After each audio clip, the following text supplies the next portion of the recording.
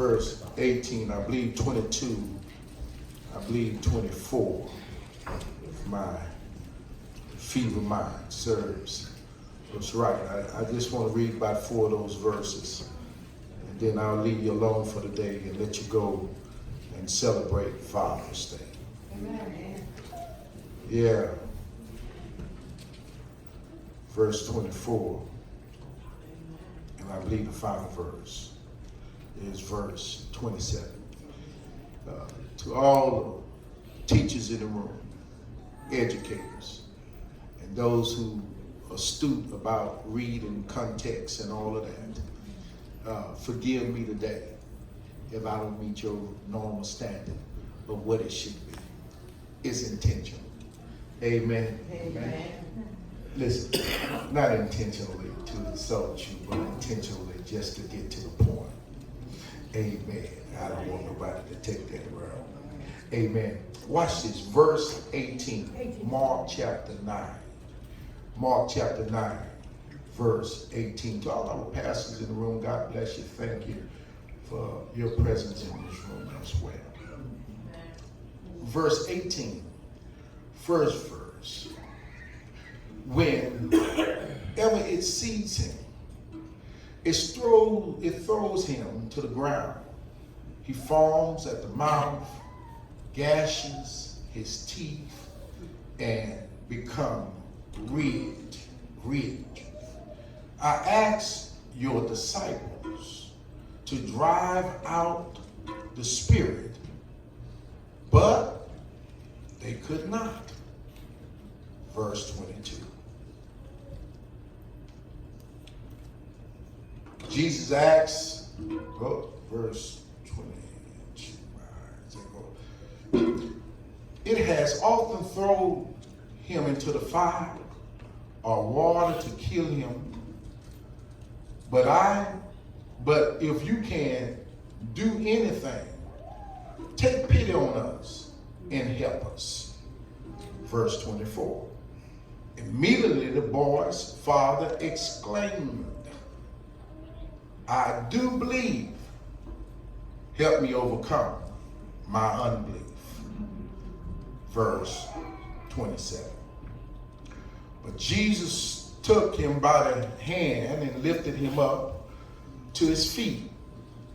And he stood up. Amen. Let me give you the points just in case in this preaching of this pericope I get excited and forget to own the points that has been laid out. Amen. Let me give you these points. As we talk about the difference a father makes, point 1, the involvement of the father. Point 2, the persistence of the father. Point 3, the reality of the father. Point 4, the results of the father.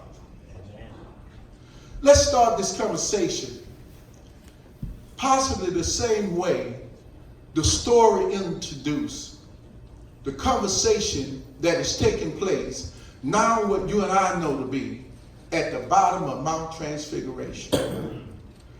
It is the highlight of Transfiguration that the reality of the human existence and human experience live in.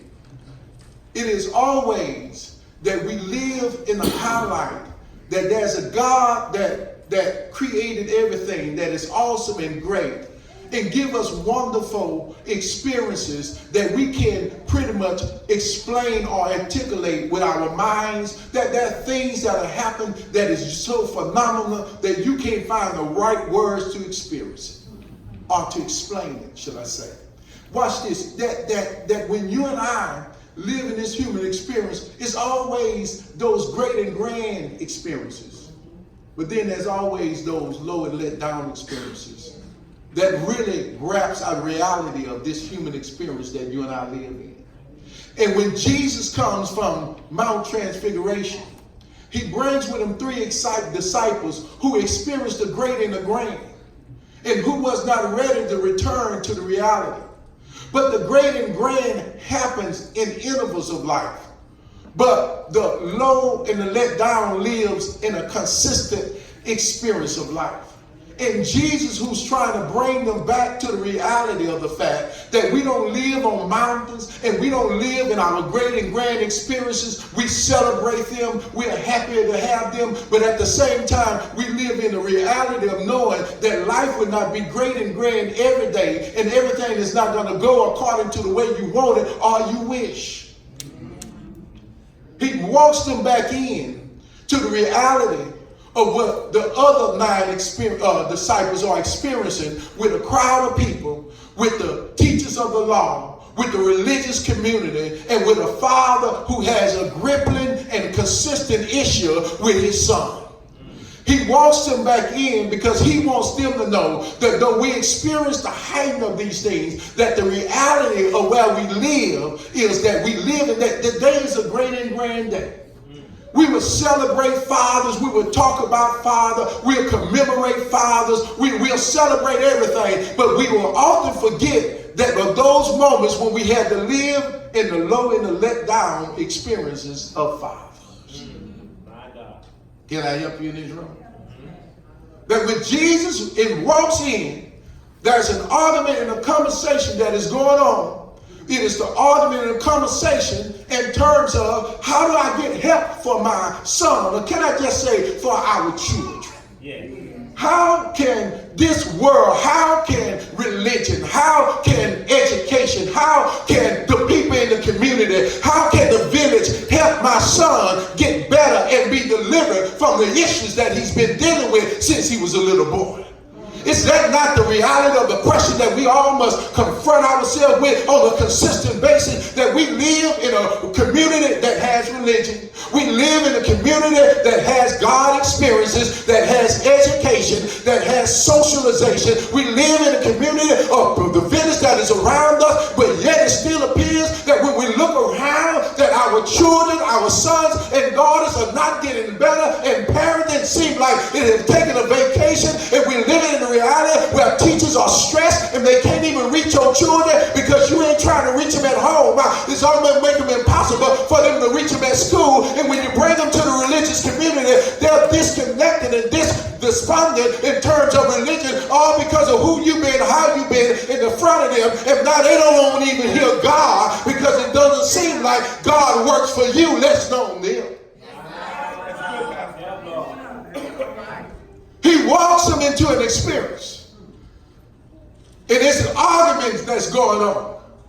One trying to make their point more relevant than the next one. One trying to get their idea conveyed over. One trying to implement their way, their concept, their idea. And here we sitting here, where yet the boy is still in the same condition. Is that not the issue of our day?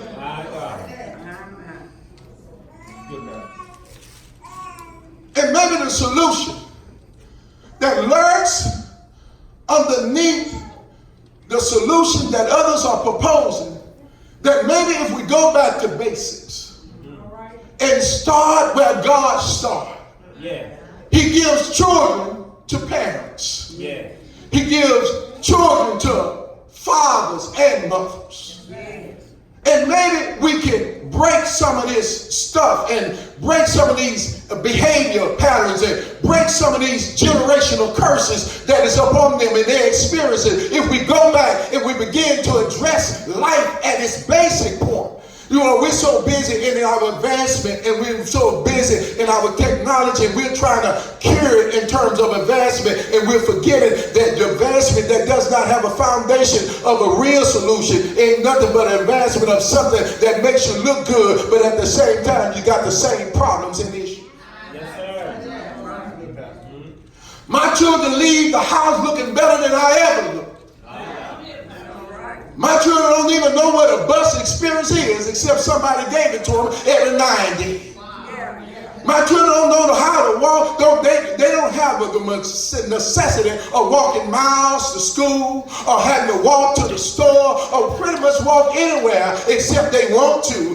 That's a different experience, but they look better. But I'm not sure whether or not they still have down on the inside of them that push and that pull and that grind and that thing that made me realize that I have to have something that is greater than just stuff and people. I needed someone that was stronger than me. I needed someone that when mama was gone, I need someone to be able to take her place. When daddy ain't here, I need someone to be my strength. I needed something that when everything around me and even when the religion that they gave me failed, I needed someone that would come through and say religion may fail you, but God never does.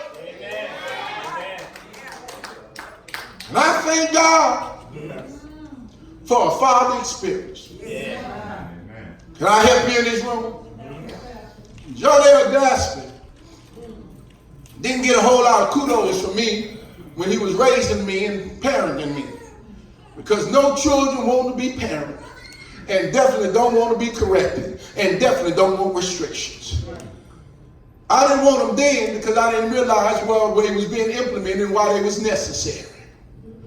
But at the end of the day, he gave me a work ethic. At the end of the day, he taught me that someone can love you even if you're not their biological son.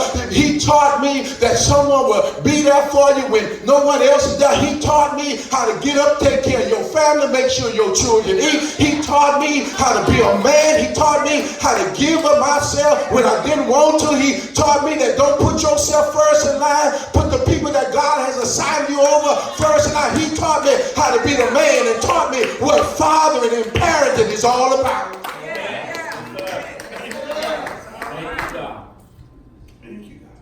Today's story ain't about the mother who brings a child.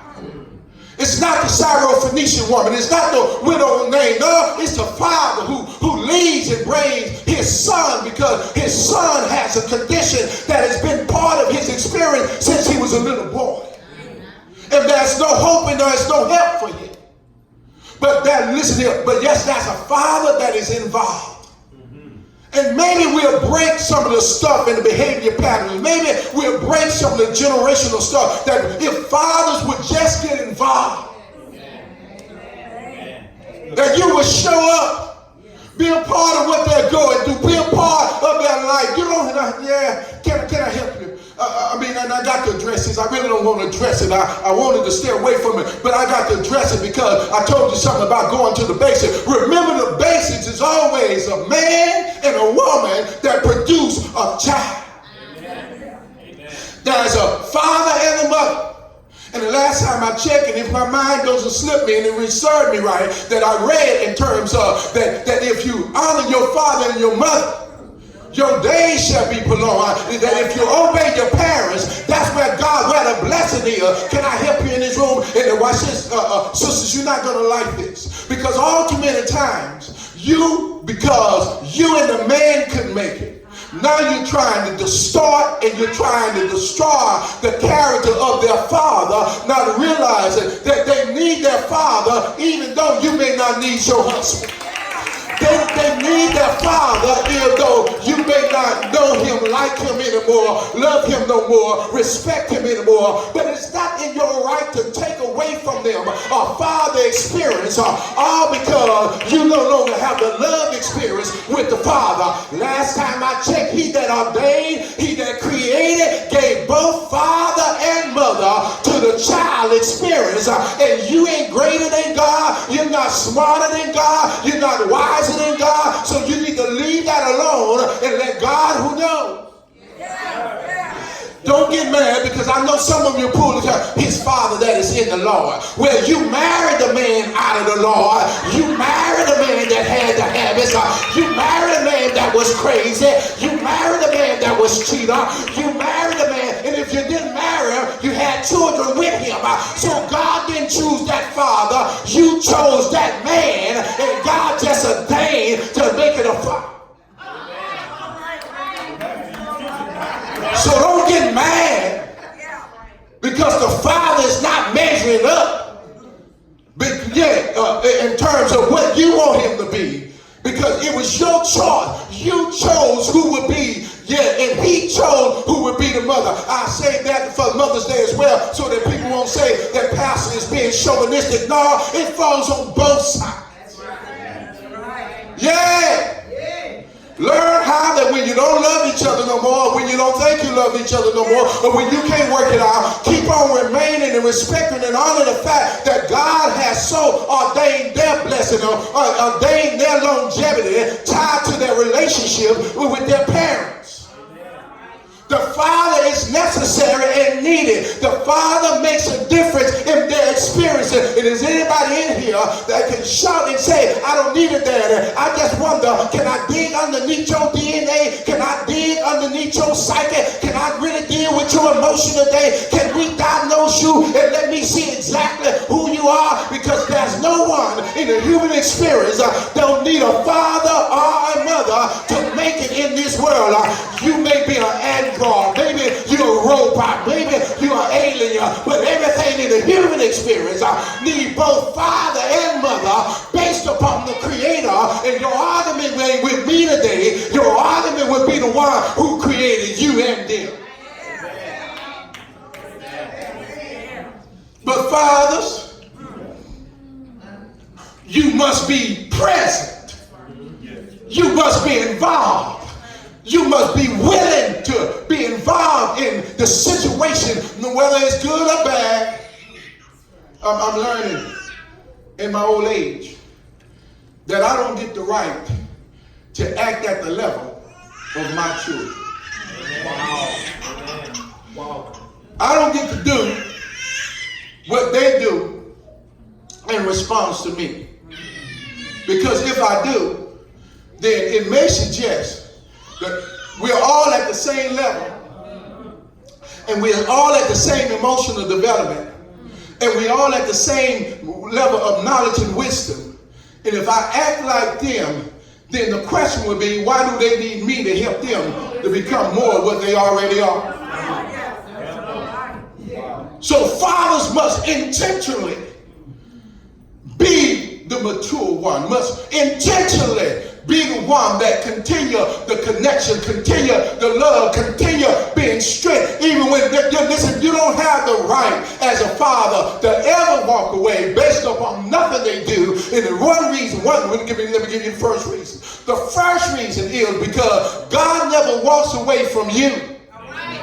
And last time I checked, especially if you're saved, and especially if you want to be a Christian, and especially if you want to image and model in terms of what Christian is like, you stay no matter whether they want you to, that you stay regardless of how they feel about you, you stay regardless of what they think about you, you stay. I told you I had all of mine one day. They had gathered up in my house, in my room. They made me laughing in the room, sitting in the room, and guess who they was talking about? They was in my house talking about me. Just got through eating from my table, just got through smiling in my face, and now was having a children meeting about me and all that. And I walked in the door, look, I heard them, and I kicked the door in. I said, I dare you talk about me in my house. They just walked out of there. Now neither one of them left the house. I'm still trying to figure out at that point whose house is it.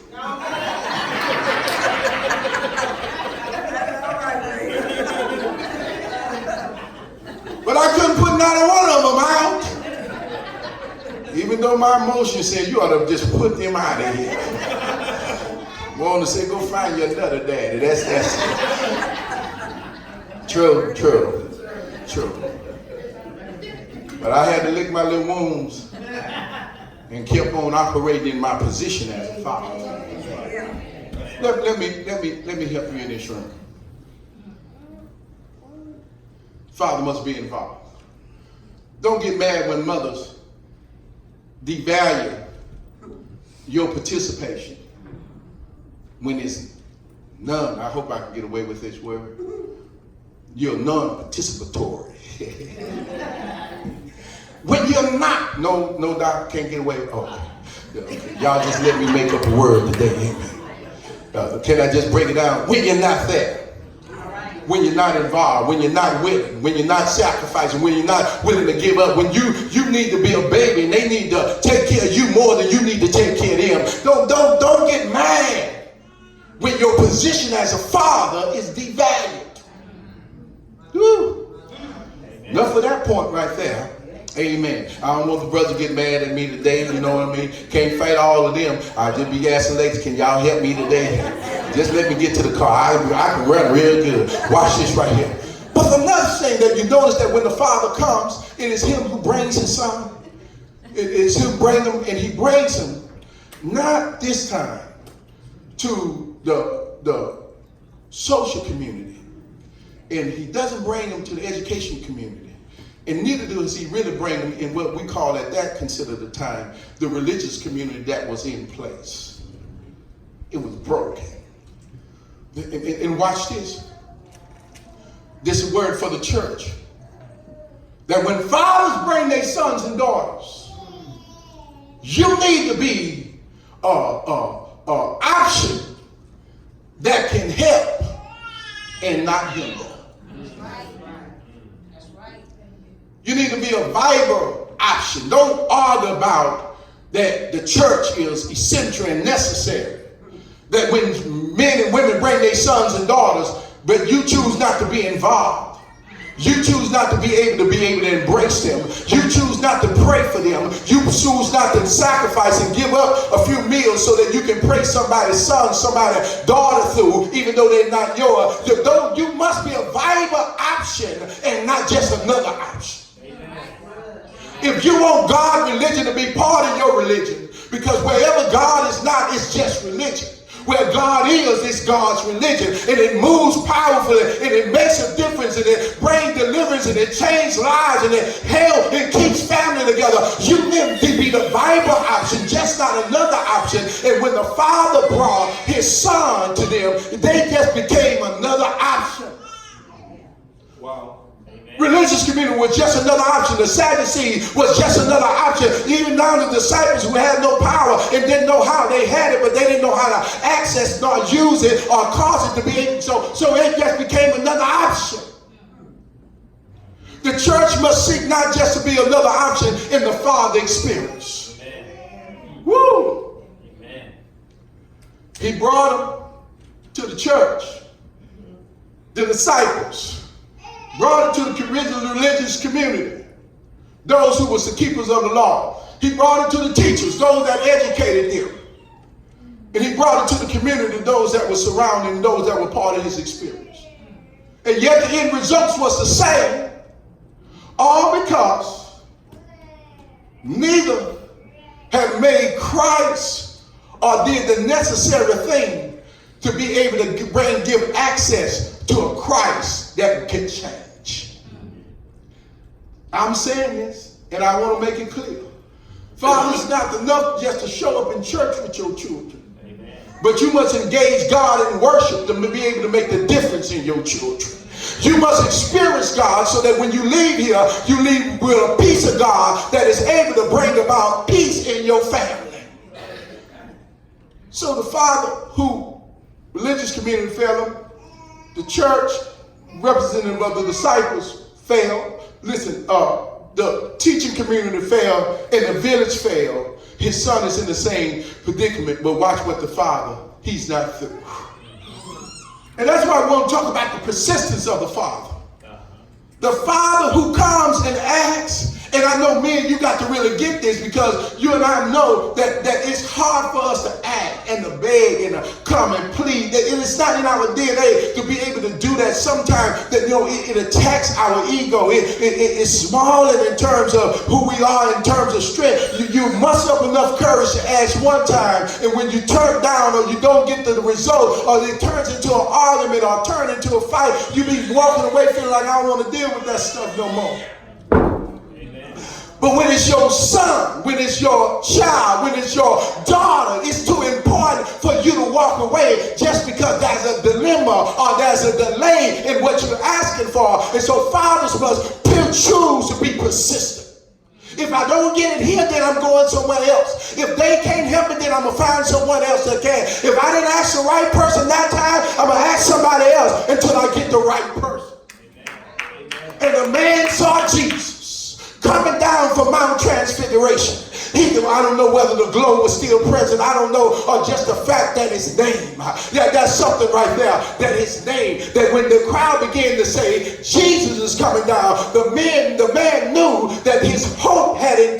because now the one who had trained them to do is now the one that was coming to do what he needed them to do. Somebody in here need to catch that in this room, that every now and then, though you've been the one trained to do, you still need to let somebody to know that if I fail, he never fails. If I come short, he never comes short. If I can't get it done, I know someone that can. If I can't heal you, I know a healer that never, you need to keep on reminding we're just servants, and sometimes the servant misses. Sometimes the servant can't do it. Sometimes the servant have taken a day off. Sometimes the servant ain't that disconnected for a moment. But you don't stop because I couldn't do it. Keep on, because that one that,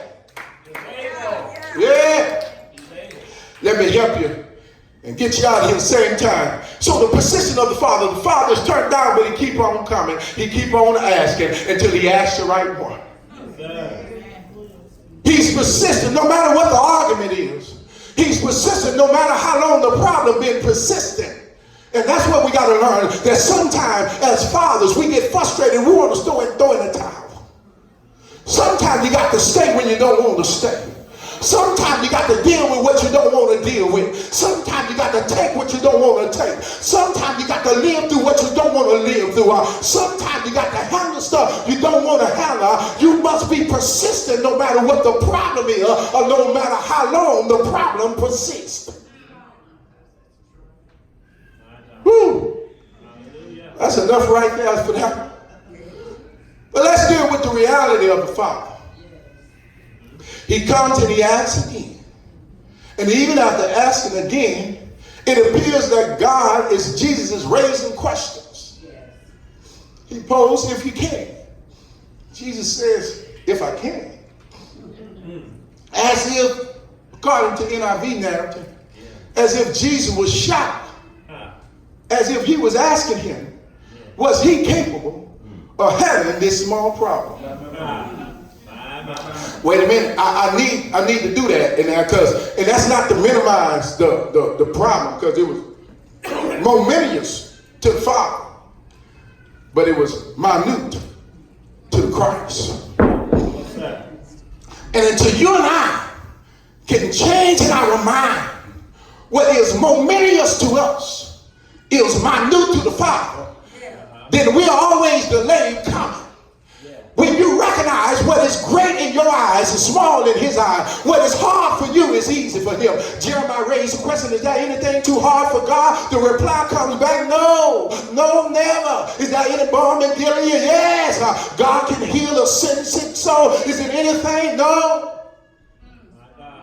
Until fathers realize it's momentous in your eyes. It's gigantic. It's huge. It's larger than what you can handle. But if you know somebody that's by the name of Jehovah, if you know somebody that knows that he's your Jehovah Jireh, your Jehovah Nissi, your Jehovah Shalom, your Jehovah Shikanu, if you know somebody that he's El Elyon, if you know him, then you know that there's nothing too hard.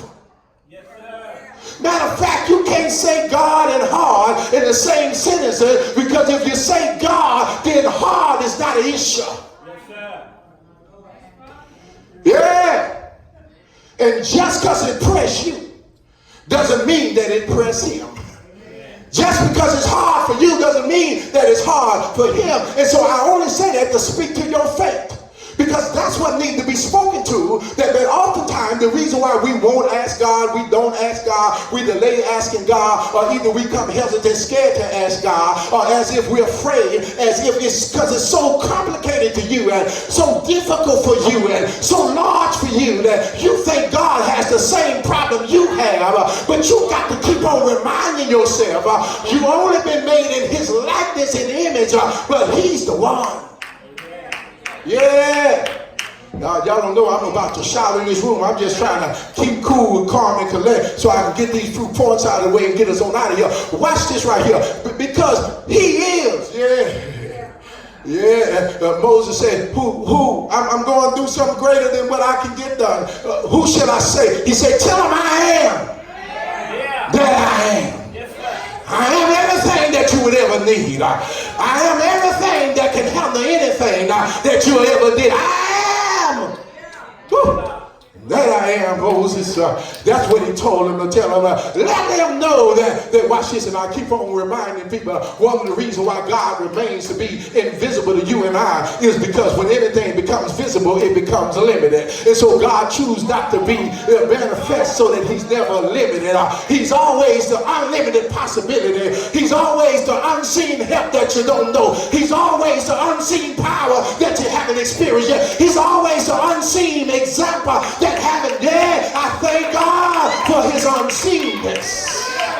Can I help you in this room? I just want to shout and give God praise in this room. I'm glad that he hid himself for me because I didn't know where to go, because I would have kept coming to the same place looking for the same way, and God said, but I had a new way and I had a new thing, and I'm about to do something that they're about to make a whisper in Israel. I'm about to do things that'll make Midtown wag their head, and I'm about to do what they cannot see and what you have not seen, ears have not seen, their eyes have not seen, and ears have not heard what I'm about. Okay, you got it. But then the reality of the Father, he believes enough to bring him. Yeah. He's just not sure whether or not he believes enough to be able to heal him. Woo! But I want to shoot kudos out to every dad that has enough faith to bring yourself and bring your sons and daughters out. You may not have healing power, but you got bringing power. You may not have, faith to move mountains, but thank God that you have enough faith to come to the mountain. You may not have the power to be able to teach your children everything, but you have enough faith to educate them beyond you as you are. You may not, but because you have enough faith to believe that there's a better and in another generation or in the next generation. The man says, I had enough faith to bring him. I'm not sure I have this faith that you're asking for, because I got to hear the reality of the Father. And many of us don't want to accept the fact that sometimes the reality of that God doesn't give you faith at the time when you want it. And he don't give you all the faith that you want, because he wants you to keep on being reminded where you get faith from.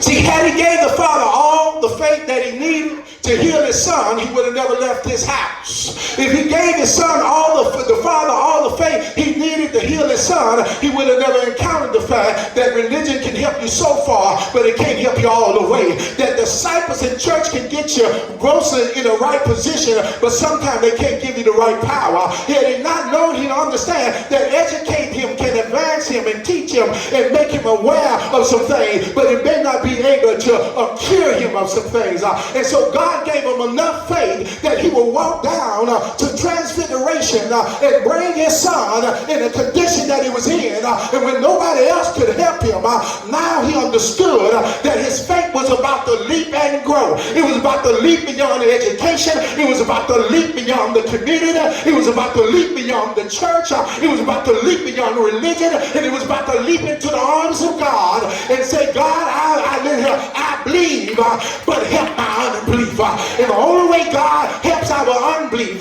is by two things. The Bible says he's either going to give you a word or he's going to give you a sign. Is there somebody in here that reads your Bible? He says faith comes by hearing, and hearing the word of God. Can I tell you, it's not enough just to hear. You got to have a faith experience that moves you beyond the word that you learn and the word that you deposit. Can I help you in this room to say to you that you can hear his word and faith will start growing and faith will bring you, but you won't cross over until you see the manifestation of that word in your experience. And when God let it manifest, then you start saying, I hear music in the air, must be a God somewhere.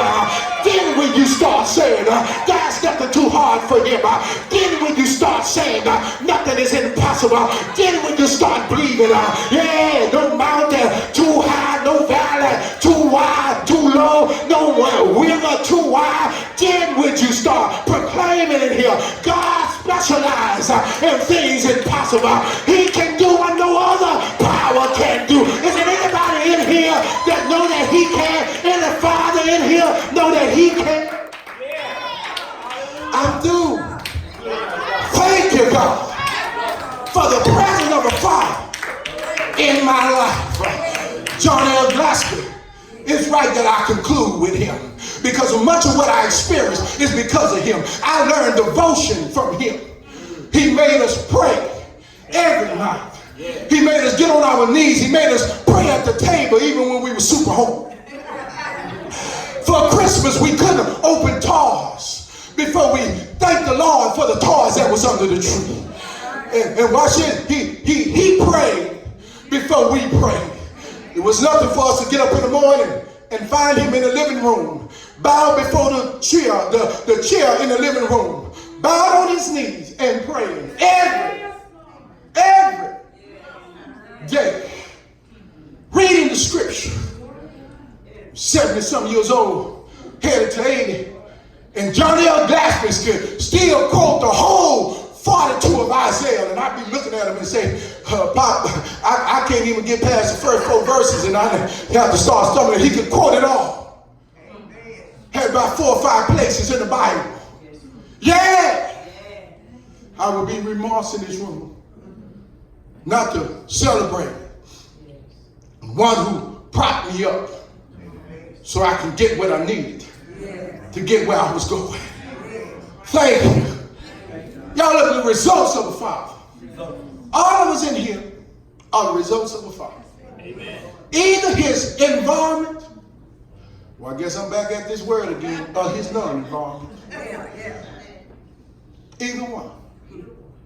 Results in where you struggle is maybe because the Father has been part of your experience. Place where you don't know which way to turn is where. But the good news is, when your Father has brought you far enough, that there's a God that picks you up and take you the rest of the way. Can I help you put a good spin on your non-Father experience? Your non-Father experience, as it is viewed from the wisdom of God, is that God will look and know that you may need him, but knew that he brought you far enough and he can catch you from here. Okay, let me leave y'all alone in this room, because I know there's a whole nother theological argument that people would argue. God knew, if he has foreknowledge, that your Father would only be part of your going experience and never ever be part of the rest of the experience. And so God, who have seen what was needed and necessary, has placed people in a place where you would need them. He put a father down the street. For me, he put one in the home that I was raised in. He put one in the church that I would go through. I thank God, at the end of the day, I would walk around and I found multiple father experiences. And all because God knew that my Father brought me far enough, and that was enough. And God just go ahead, excused him, gave him grace, let him go his way, gave me grace, and allowed John L. Glasgow to walk in my life, allowed Henry Allen King to walk in my life, allowed men that I didn't know to walk in my life. And God always, and he never stopped, because you always need a father. When John L. Glasgow left, thank God, Papa Jack Miles showed up. Matter of fact, doing the same thing.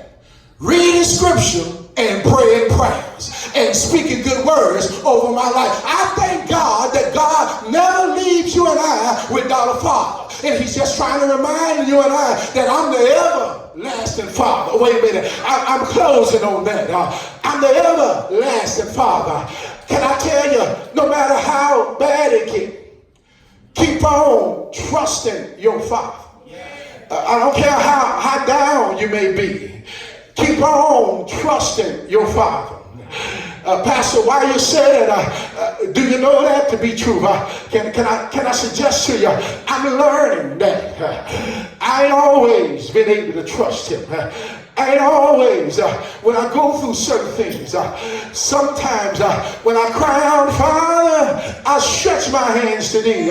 No other help I know. I be looking for him. And it sends them. I thank God that every now and then God will send you somebody that looks like him. Can I help you? Your dad looks like him. He's been made in his image, in his likeness. But the most important thing, whether he acts like him. And I thank God for the man that came along and act like God. Told me to get myself up, dry my eyes, and be strong no matter what your circumstances is. Hold on to God's unchanging hand. He will restore you and give you strength. He will lead you in the right place. David says, though I walk through the shadows of death, thou art with me. I feel no evil. Can I tell you, out on a hill called Calvary, he prayed in the garden, Father, take this cup from me. But the Father reply was, it ain't time for me to rescue you. You got to drink the cup. Can I help you in this room? Sometimes your Father let you drink a bit of cup because he know it'll help you grow up. Sometimes your Father let you walk through things that you don't want to handle because he knows what's best for you. Yes, and I thank God for the Father who didn't trample me but made me drink the bitter cups. I thank God for the Father that made me stay to my assignment no matter how hot it got, no matter how difficult it came. I thank God because he did answer me in the garden, and then on Calvary while he was dying, I heard him talk to the Father again. He said, Lama Shabbatana, why have you forsaken me? Here he is. He forsaken him because it was part of the plan. He stood back for Jesus could step up and be who he said he was. He stepped back so Jesus could step up and die like he said he would. He stepped back so Jesus could step up for sons and daughters could be born. He stepped back for Jesus could step up and carry your sin out on the hill called Calvary. He stepped back so Jesus could step up and become the only one that can die for your sin. He stepped back so Jesus could step up so Jesus can die on Calvary. So you and I can experience the Father's love, the Father's grace, and the Father's forgiveness. He stepped back so Jesus can die on the cross. And I heard him, even though he forsaken him, in word 5, I heard him say at the very end, into thine hand I commend my spirit. Jesus stepped up and he learned if it's bad, it's still the Father. If it hurt, it may still be the Father. But at the end of the day, I'm going to lay it in his hand, put it in the Father's hand, and he will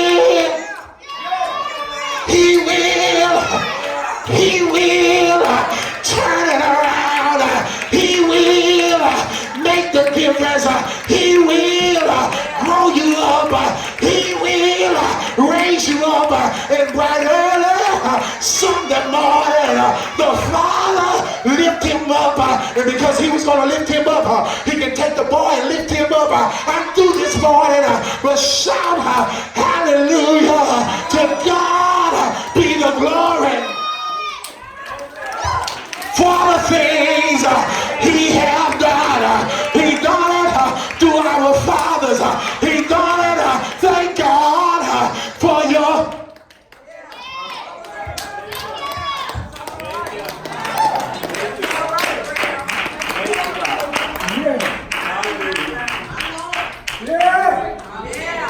Hallelujah. For the king. Raise. Thank you, God. Yes, sir. Yeah. Thank you, Lord. Yeah. Thank you, God.